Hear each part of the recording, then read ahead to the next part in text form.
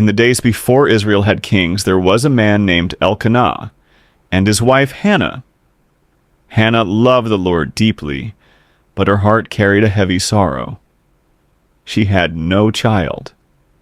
Year after year, Hannah went to the house of the Lord to pray, and year after year, her prayers seemed unanswered. Her pain grew so deep that one day she poured out her soul before God. She prayed silently, with tears streaming down her face, moving her lips, but making no sound. Eli the priest saw her and thought she was drunk. But Hannah answered him gently, saying she was not drunk, but a woman in deep anguish, praying to the Lord. In her prayer, Hannah made a promise to God. If the Lord would give her a son, she would give him back to the Lord for all the days of his life. And God heard her prayer. For this child I prayed, and the Lord has granted me my petition, which I asked of him. 1 Samuel 1:27. In time, Hannah gave birth to a son and named him Samuel, meaning heard by God.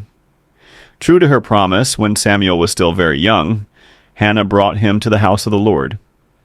With a trusting heart, she placed her child into God's hands. She left Samuel in the care of Eli the priest. And though her heart must have felt heavy, her faith was strong. Therefore also I have lent him to the Lord. As long as he liveth, he shall be lent to the Lord. 1 Samuel 1:28.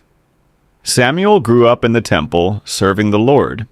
He learned how to care for God's house, he learned how to listen, and most importantly, he learned how to obey.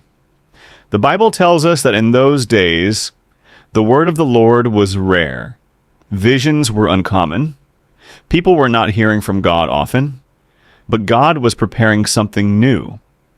One night, as Eli lay down to sleep, and young Samuel rested nearby, the Lord called out, "Samuel."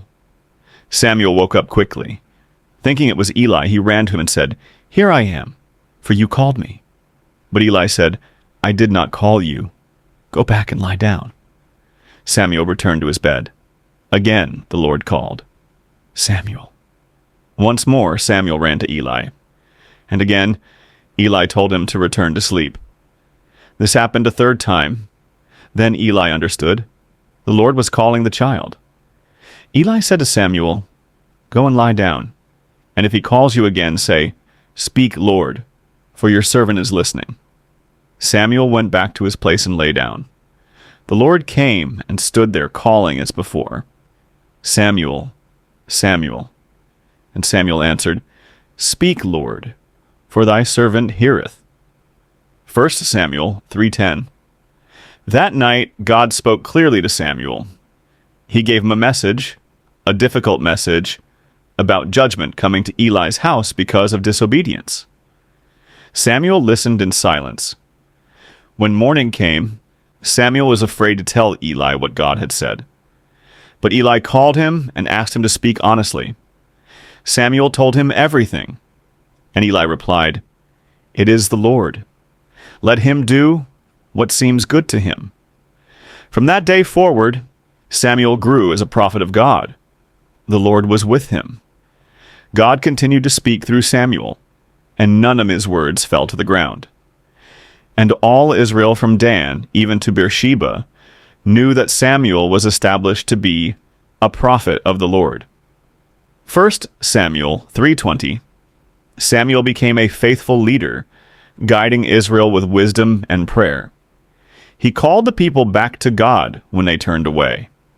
He reminded them that victory did not come from strength or weapons, but from obedience to the Lord.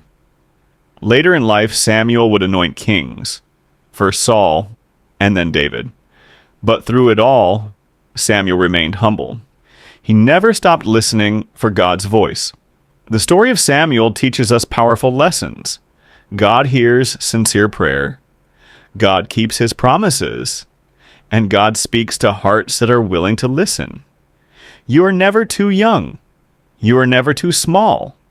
And you are never forgotten by God. Even in quiet moments, even in the stillness, God can call your name. May our hearts be like Samuel's. May we say, "Speak, Lord. Your servant is listening."